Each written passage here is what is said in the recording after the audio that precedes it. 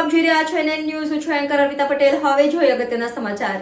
એક મહાન કાયદાશાસ્ત્રી, રાજનેતા, તત્વચિંતક, ઇતિહાસકાર તેમજ અર્થશાસ્ત્રી લોકોના ઉદ્ધાર માટે પોતાનું જીવન સમર્પિત કરનાર એવા ભારત રત્ન ડોક્ટર બાબા સાહેબ આંબેડકરની સમગ્ર દેશમાં જન્મ જયંતિની ઉજવણી થઈ રહી છે.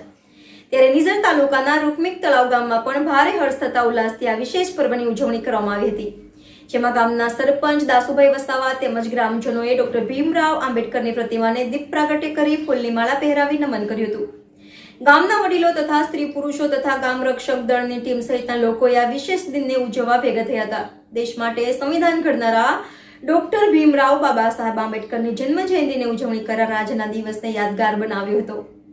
Reporter Harshad Vasava, NN news, Nizar.